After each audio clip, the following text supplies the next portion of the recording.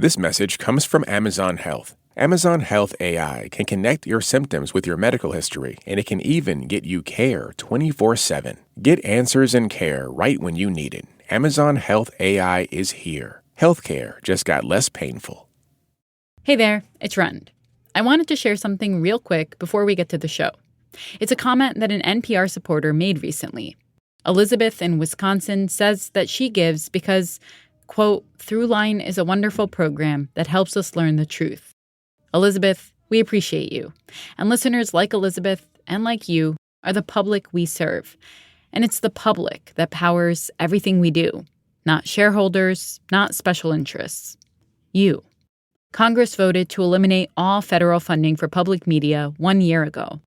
We hope you can support us and help keep us going. If you're already an NPR Plus supporter, thank you. If not, there's still time to join. Head to plus.npr.org. Okay, now on to the show. This summer break, we wanted to bring you a collection of hidden histories that will make you rethink how the world works, starting with this episode. If you ever wondered why your tech outdates so fast or just plain fails, keep listening to find out.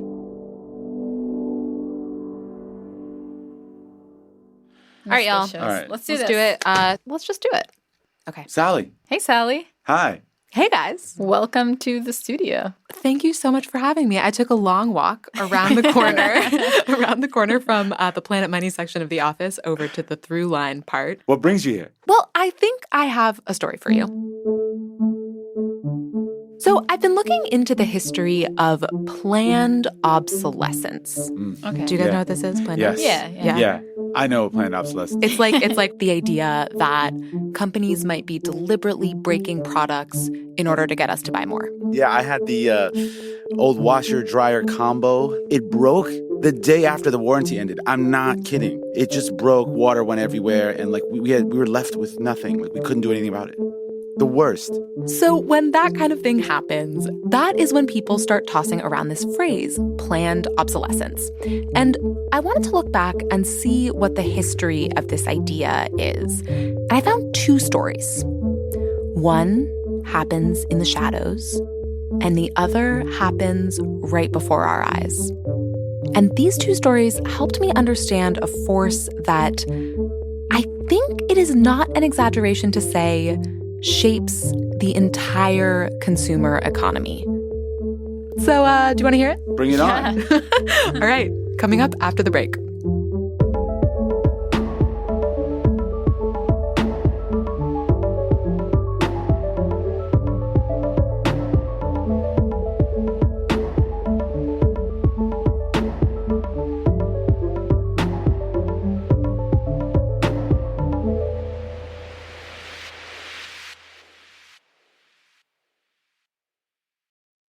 Support for this podcast and the following message come from Made in Cookware.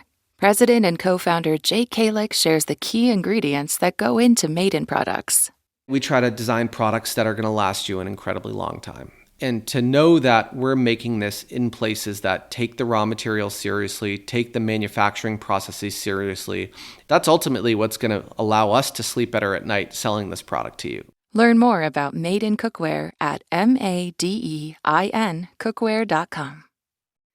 This message comes from Jerry. Noticing your car insurance rate creep up even without tickets or claims? You're not alone. That's why there's Jerry. Jerry handles the legwork by comparing quotes side by side from over 50 top insurers, so you can confidently hit buy. No spam calls, no hidden fees. Jerry even tracks rates and alerts you when it's best to shop. Drivers who save with Jerry could save over $1,300 a year. Don't overpay. Download the Jerry app or visit jerry.ai/NPR today. This message comes from Mint Mobile. If you're tired of spending hundreds on big wireless bills, bogus fees, and free perks, Mint Mobile is for you. Shop plans at mintmobile.com/switch. Taxes and fees extra. See Mint Mobile for details. Okay, I'm going to start this story in the 1990s in Germany with a small group of I would call them book nerds. And they were nerds about one book in particular. Gravity's Rainbow by Thomas Pynchon. Thomas Pynchon, Gravity's Rainbow. A demanding novel of comic, terrifying incidents that traces the odyssey of the anti-hero, an American lieutenant stationed in London during World War II. Strong language and explicit descriptions of sex. Do you guys know this book? I don't. It's sort of like one of those cult classic books. It's like 700 pages long, very dense, paranoid, has like, technical details about rocket science kind of thing. It's that kind of book. Gravity's Rainbow was something like the Bible of our circle of friends. So we're really delving into the history of that novel, and we're absolutely fascinated by the fiction. That's Markus Krajewski. He and two of his friends were obsessed with this one book in particular because they were all sort of technically minded people. One of them studied the machine gun. Markus had studied the Dewey Decimal System. So, machines, systems, conspiracy theories, the same sort of thing that Pynchon was writing about. So this book was great fuel for intense discussions, drinking tea together, smoking dope together, trips to the countryside together, spending the whole weekend talking about light bulbs within beautiful nature. They would spend the whole weekend talking about light bulbs. Correct. Light bulbs. Yes. So there was this one story within the story of Gravity's Rainbow that they were really intrigued by. A small history of an eternal light bulb. It's called Byron the Bulb. An eternal light bulb. Yes. An eternal light bulb which would never fade out. It's perfectly built, so it cannot just die. It's eternal. In the book, Byron the Bulb is conscious, and he knows that he is going to live forever. But he also knows that there is a group of people out there who are trying to get him. It is a group of light bulb manufacturers called Phoebus, who know that, obviously, if light bulbs can live forever, then light bulb manufacturers will be out of business. So Phoebus learns about Byron and tries to destroy him. Okay, clearly fiction. Well, once you're familiar with Pynchon, you know that it's not only fiction, but it's very much based on facts. So the history of the eternal light bulb sounds like pure fantasy, but if you dig a little bit into history, it turns out that Pynchon had sources. So that is what they talked about all weekend. Which parts of this totally far-fetched seeming story might actually be true? And they started to ask themselves this question. Could there be a light bulb that could live forever? I'm going to say no. Really? Because recall that this is a podcast, and I am forced to reveal at this moment that, in fact, there is a light bulb that lives forever.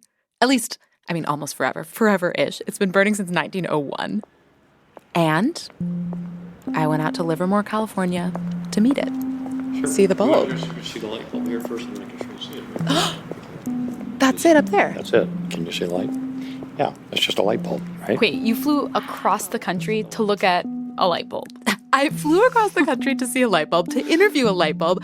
Actually, I was interviewing a person. I talked to Tom Bramall. He's a retired deputy fire chief. The bulb hangs in the Livermore fire station. This is a hand-blown bulb. And when it was manufactured, it was a secret formula that they used on the carbon filament. Ooh, a secret formula. Which is still secret today. Remember, this bulb has been burning continuously, so obviously no one has broken it open to figure out what exactly is going on. We do know that there's carbon involved. The carbon filament was so hard, they said it would reach the density of a diamond. What kind of magical light bulb lasts for more than 100 years? Yeah, I'm kind of hung up on the fact that this bulb has lasted for so long, and I literally have a light bulb in my bathroom that we put in 6 months ago when we moved in, and it died. So how do we go from the eternal light bulb to Run's dead light bulb? It's kind of a story about the whole light bulb business, actually. So, okay, in 1879, Thomas Edison introduces what is the first commercially viable light bulb. And by 1901, when this long-lasting bulb first turns on, the light bulb market is booming. Companies are innovating, and there are lots of little light bulb manufacturers all trying to make the best light bulb that they can. So that's kind of like the first link in the Pynchon story, because there was this period where companies were making very durable light bulbs, a la Byron the Everlasting Bulb. So that is step one. Now, Markus goes looking for the next link in the story. He wants to find Phoebus. The people out to get Byron. Exactly. So he sees the name Phoebus come up in a few places, like it's in this one book. But then one of Markus's friends has an idea. Why don't you check out the archives of Osram, which was the biggest light bulb manufacturer in Germany? And there was a huge trove of documents right there in Berlin. So Markus goes searching. In the German archive system, you can see who was reading the files before you. And you discover that nobody has touched these files for decades. You're the first. You're sifting through those original documents, which is thrilling.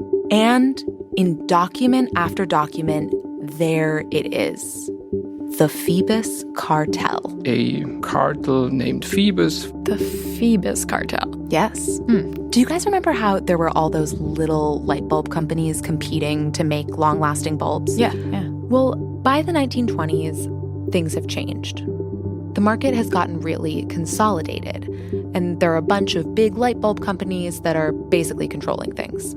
Compagnie des Lampes was governing the whole market in France. In Hungary was Tungsram. General Electric had a branch for the UK. Osram was in Germany. And that, of course, is more or less paradise for an industry. If you have no competitors at all, you can do everything with the consumers because they totally depend on you. Imagine, it's the early 1920s. You're looking at a map of the world. You could go through and write the name of a light bulb monopolist on the countries that they control. They all have their territory, which is great for them, but things aren't perfect.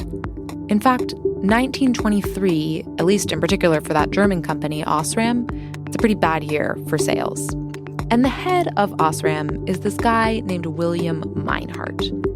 He decides that he's going to get the whole crew together, all the monopolists in all the different countries, in order to rule the whole world of the production of light bulbs. It's late December 1924, couple days before Christmas, in Geneva, Switzerland.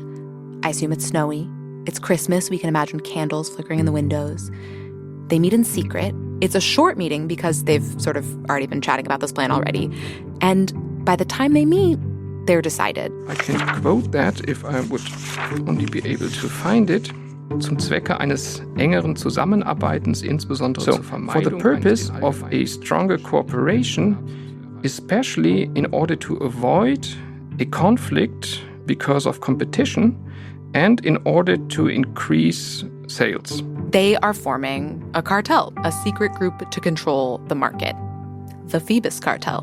Why did they call it the Phoebus cartel? So the name Phoebus comes from the Greek god of light, also known as Apollo. Clearly saw themselves very highly. Exactly. As these gods of light, they divide up the whole electrified world. And the plan really boils down to this one essential restriction that they put in place. They agreed on exactly 1,000 hours. We intentionally have to reduce the quality of the lamps in order to increase sales. These light bulb companies, as part of their mission to sell more light bulbs, have conspired to make their products worse, to break the light bulb so that you have to buy more. Wait, what? They all pledge to do this? Yeah. They decide, we are going to reduce the lifespan of the light bulb from where it was hovering, which was around 2,000 hours. They decide, we're going to get it down to 1,000 hours. How do you even do that? Well, they're experimenting with different materials. They're changing the size of the filament. I mean, you have to imagine that for a long time, the engineers at these companies were trying to make light bulbs better. And what Markus sees in some of these documents is engineers comparing notes, going against all their training, and now trying to make the product worse. It actually took a few years after the agreement was signed before they were even technologically able to make the light bulb as bad as they wanted it to be. So they've figured out how to make the light bulb fail. Yeah, totally. They break the light bulb. Also, obviously, it's hard to sort of get everyone around the world to do this. Yeah. Because, if you think about it, so in a cartel, in any cartel, you cheat, that might be good for you and bad for everyone else in the cartel, right? If one person makes a better light bulb, they could sort of take over. And the Phoebus cartel knows this. So they set up a system that basically ensures that people are following the rules. They have light bulb testing rooms. Like in a library, bookshelves, but rather books, you have plugins for light bulbs. I've seen a picture of this. It's kind of magical looking. There's a guy in a lab coat looking thing standing in front of these glowing rows. And all the light bulbs are numbered and they are burning. And the cartel has fines. For the fiscal year 1929, they have penalties with 304,000 Swiss francs, which is quite a lot considering the late 1920s. I actually saw a graph of the lifespan of light bulbs around the world during this period, and the lifespan just goes down and down and down and down. Phoebus's plan is working. So they were able to get down to 1,000 hours and reach those goals. Did that translate into more profits, more revenue? Yeah, sales were going up. They were selling more light bulbs. And the cooperation, it's kind of impressive, you know? That's the thing I'm very surprised sinister, by. but impressive. I'm wondering, though, was there any upside for consumers? Well, I thought this was really interesting. Markus says Phoebus helped move us towards a more unified system. He told me the reason that there is one kind of incandescent light bulb thread that screws into one kind of socket, that is partly because of Phoebus, because they did this big coordination and it ended up coordinating that aspect too. So what ended up happening with Phoebus cartel? A few things happened. So first of all, General Electric, the big American light bulb company, they were involved in the Phoebus cartel in sort of a sideways way through their international subsidiaries. But they get into some legal trouble in the United States for alleged anti-competitive practices. And there's a judgment against them in 1953. In that court opinion, a bunch of information about Phoebus actually comes out. There's no way to know for sure, but this might be where Thomas Pynchon got his inspiration. But the real sort of death knell for the cartel was World War II. And it's for sort of obvious reasons. Global cooperation among these powers was impossible because they were at war with each other.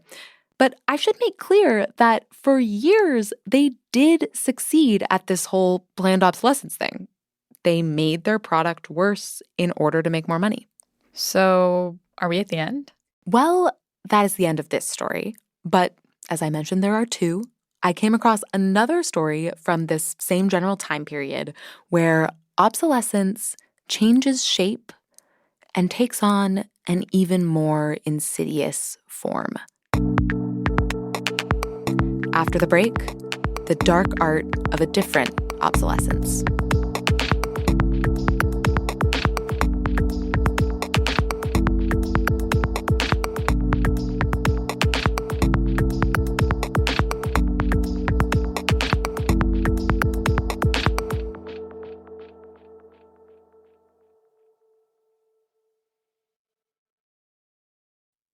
This message comes from Jerry. Are you tired of your car insurance rate going up, even with a clean driving record?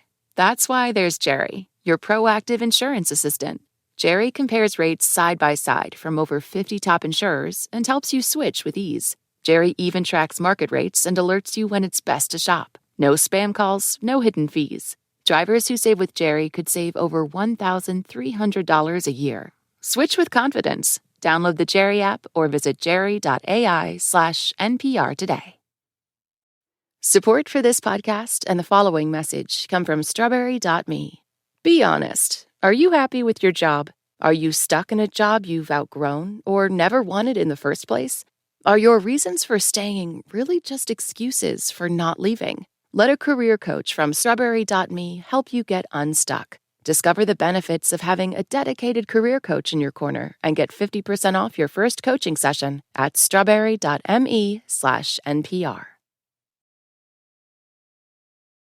Okay, Sally. So you have another obsolescence story for us? Yes, I do. This one takes place right out in the open, and it changed my whole sense of who the villain is behind planned obsolescence.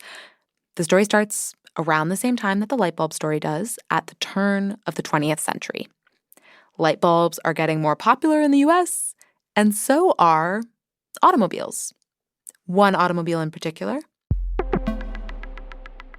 If you went to buy a car in the United States, you'd find a lot full of black Model Ts that all look almost exactly the same. Henry Ford said you could have it in any color as long as it's black. This is Giles Slade. He's the author of Made to Break: Technology and Obsolescence in America. Okay, so it's not the most glamorous ride, but what do you get when you buy Henry Ford's Model T? I mean, you can think of it as basically like a replacement for your horse. So the driving experience is really like driving a tractor through a field. These machines are very popular, but they're sort of like farm machinery. They're not very luxurious. And like tractors, the way Model Ts were made and marketed, they were geared towards men. Yeah, not surprising. The men. They're everywhere. Here we go. Here we go. Oh, you're still here? Yeah. So Henry Ford is just the start of this story. There's another man that I would like to introduce you to. His name is Alfred P. Sloan. This is the Sloan Foundation guy, right? The NPR funder. I mean, yes. Dude. So you've heard him because of the Alfred P. Sloan Foundation. Same guy. And full disclosure, that foundation is one of Planet Money's financial supporters. Okay, so Sloan. Like Henry Ford, Sloan is an electrical engineer. He graduates from MIT in 1895, and he becomes this serious, single-minded businessman. One journalist who wrote about him made this list of his character traits, including works every hour, has no hobbies, never reads, never drinks, never tells stories. Sounds like Rund. Not going What? front. It sounds like You want to take this outside, Ramteen? no. Okay, I guys, don't. don't take it outside. Sloan is a business genius, so I don't know. Maybe that's like Run too. Thank you, Sally. You're so welcome. So, in one of his first jobs, Sloan basically saves a failing company, and by 1918, he has caught the eye of General Motors. GM is maybe not failing, but struggling because the car business is tough in the 1920s. Henry Ford has already sold a car to many of the people who would want to buy one. So why would they buy a car from General Motors? Sloan had some ideas. First up, he introduced different makes and models. A luxury line, a kind of premium line, a sort of middle-class line, four-door sedans for families, and then an economy line. The very cheap, 1923 Chevy. All America is waiting and watching for the new Chevrolet. Have you heard anything about the new Chevrolet? Wonder what the new Chevrolet is going to be like. And I heard the new ones are going to be even more comfortable. This is a total innovation for cars. This has not been done before. And then Sloan starts looking at the data on who is buying things. Not necessarily cars, just things. Marketing and advertising firms began the first real demographic research in the teens. And what they discovered around 1920 was that women were actually spending the family money, making 85% of all purchases. But remember, the Model T was plain, simple, and made for men. So Sloan realized he could sell more by doing a lot of things that Henry Ford would never think of doing, like making it a much more comfortable experience to start and ride in a car, and also making it a much more aesthetics experience by, having different colored cars.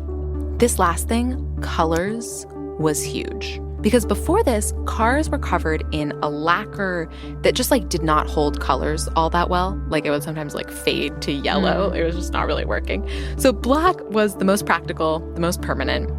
But in the 1920s, this company DuPont, which was an investor in GM, they spent a fortune trying to create durable, colored paint.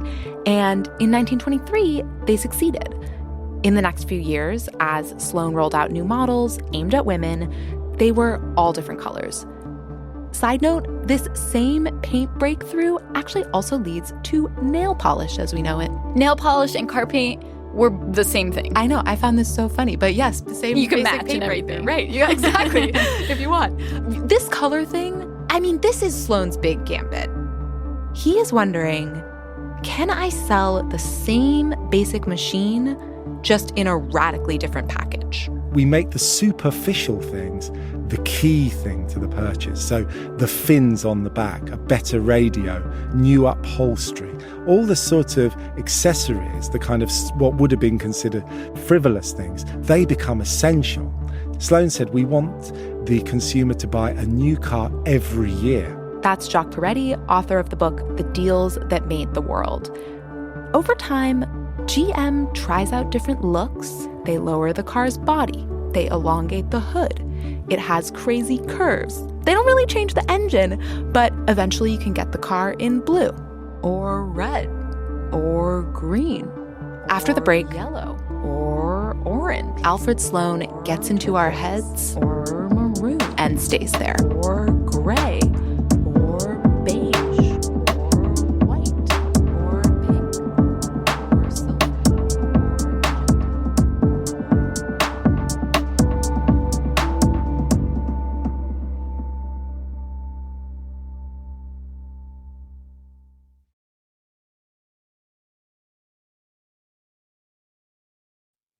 This message comes from Jerry. Are you tired of your car insurance rate going up, even with a clean driving record? That's why there's Jerry, your proactive insurance assistant. Jerry compares rates side by side from over 50 top insurers and helps you switch with ease. Jerry even tracks market rates and alerts you when it's best to shop. No spam calls, no hidden fees. Drivers who save with Jerry could save over $1,300 a year. Switch with confidence. Download the Jerry app or visit jerry.ai/NPR today. This message comes from Mint Mobile. If you're tired of spending hundreds on big wireless bills, bogus fees, and free perks, Mint Mobile is for you. Shop plans at mintmobile.com/switch. Taxes and fees extra. See Mint Mobile for details. Okay, so at this point, Sloane is busy making cars sexy. But they weren't, like, breaking the car. This wasn't a Phoebus situation, right? No. The cars work. It's just that they were obsolescent, psychologically, obsolescence in the sense of fashion. So it would seem radically out of date by year 3, given all the new models. And so by 1927, Henry Ford was forced to stop production of his Model Ts and revamp his entire manufacturing process and come up with another model that would then compete with General Motors products. And so he came up with a new Ford called the Model A. That only worked for so long, and eventually he was forced to bring out different lines in different colors and basically copy GM, who'd won the consumer war. To tell the waiting public of the car we have ready for them, Chevrolet must have a new advertising theme. A theme that is militant. A theme that will impel people to act. A theme that will make owners proud to say, I bought one. Sloane had won the consumer war by ushering in a whole new style of warfare. This psychological obsolescence, which made the consumer want to buy something new, even if they didn't necessarily need it. Sloane was actually one of the first big businessmen to use the word consumer, and he realized consumers want things, but perhaps they don't want things quickly enough. We could make them want something, the newest new thing, a little faster. They shifted the idea of obsolescence from something done to an object to something we ourselves would choose, but we want the newest thing. That was key. That's Jacques Peretti again. And he says Sloane was like this psychological master. He was figuring out all these new ways to really get inside our heads. And so when you bought the Chevrolet Bel Air, it came with a catalogue for the new one that was going to be coming out next Christmas. So at the very moment of purchase, they've built in a chip, inside your head that says, actually, this isn't going to be very good because you're going to want this newer one that's even better. And so there's a kind of built-in disappointment with the moment of purchase. I think psychological obsolescence, fashion, depends on disappointment. And that was intentional. And that was what Sloane's genius was about. Giles Slade says that the last part of the psychology in psychological obsolescence has to do with something that marketers and advertising writers began doing in the 1920s, selling products based on pride and shame. I mean, I get that. Like, a new car was something you could be proud of. You'd want to drive down the street in it. And an old beat-up one was something that, you might be a little bit ashamed of. Yeah, that's exactly it. And Sloane takes these new ideas from advertising and builds those psychological triggers into the products themselves. He makes each new car more desirable than the last. And this is what you see with the iPhone today. The iPhone. We have arrived at the iPhone. So, okay, Ramteen, when I tell someone that I'm doing a story about planned obsolescence, they almost always say, oh, a story about the iPhone. So let's talk about it. The battery thing. The battery thing. So, okay, maybe you heard about this. There's sort of this conspiracy theory, this controversy. In 2017, iPhone users were noticing that after they had updated their software, their phones started to slow down, which is frustrating. Like, an update is supposed to make your phone better, and some people felt like it was making the phone worse. So people started yelling at Apple about this, and Apple said, whoa, no. We're actually doing this for your own good. We're not breaking the phone. We're not trying to shorten its lifespan. But if we slow down some older phones, they don't crash as much. We're sorry we didn't mention it, and Apple offers a cheap battery replacement to sort of sweeten the apology. Well, I mean, this kind of sounds like planned obsolescence, modern-day Phoebus. I mean, look, Apple totally denies that they were doing this to drive upgrades. But if you believe that Apple slowed down older phones in order to make people buy an expensive new phone, then yeah, that would be a perfect example of planned obsolescence. And the thing is, we don't really know if that's true. And, Apple has a reasonable case to make about why they did what they did. However, I think we can say for 100% sure that Apple is a modern master of a different type of obsolescence. Alfred Sloan-style psychological obsolescence. And it comes with Apple Intelligence. So we designed a new calling system. Our fusion camera is a technical marvel. Coming to a pocket near you.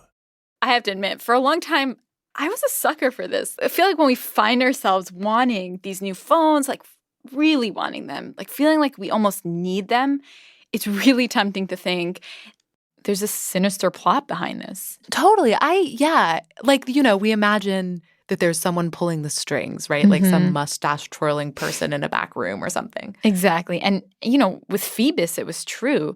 So it's not that far-fetched. But with psychological obsolescence, though, it's like what Albert Sloan did. We can't blame that on some shady cartel. We all know that that's happening, right? And there's something inside us that's making us get in the car, drive to the Apple store, and stand in a long line. What, to get a new phone with facial recognition? I mean, right. Like, we are cooperating, right? But, this isn't just the iPhone. I mean, this is baked into so many products, so many places in the economy. And look, GM used to be the biggest company in America. Over the past couple of years, Apple has often been the biggest company in America. Like, psychological obsolescence is not just some cute, clever marketing scheme. And it's not just some trick that's being pulled on us. Like, I think I came into this story thinking of planned obsolescence as basically what Phoebus did. Something that companies do to consumers. But the most powerful kind of obsolescence is in our heads. We are choosing this ourselves. And I don't think we could stop it if we wanted to.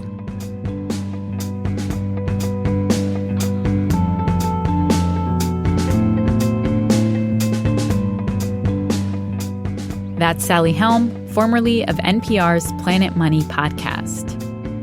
On our next installment of Hidden Histories, Monopoly. Depending on how you look at it, Monopoly is either the American dream or the American nightmare. A game that celebrates owning it all, even though that wasn't its original mission. That's it for this week's show. I'm Ramtin Arablouei. I'm Rand Abdel Fattah, and you've been listening to Throughline from NPR. The show was produced by Rund and I. Our team includes Jamie York, Jordana Hochman, Lawrence Wu, Noor Wazwaz, Yo, it's Michelle Lance, Grace Rising Summer, Nigeri Eaton. Planet Money's editor is Brian Erstad. Their senior producer is Alex Goldmark. And special thanks to Michael Waldman, Brian Merchant, David Farber, and Adi Kamdar. Thanks also to Anya Grunman, Chris Turpin, and Ida Porasad. Our music is composed by Drop Electric. Thanks for listening.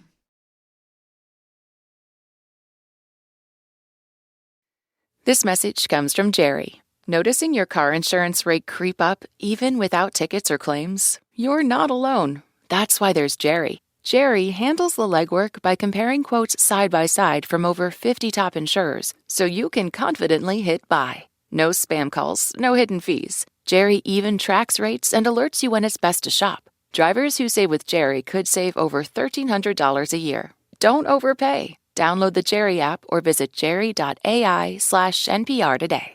Support for this podcast and the following message come from Vanguard. Every day, shareholders meet to discuss important matters about the companies you invest in. Now you can make your voice heard too. Vanguard Investor Choice makes it easy to set your proxy voting preference for your eligible Vanguard index funds. Visit Vanguard.com/investorchoice to learn more. Vanguard investors own shares of their index funds, and those funds own shares of the companies they invest in. Vanguard Marketing Corporation Distributor.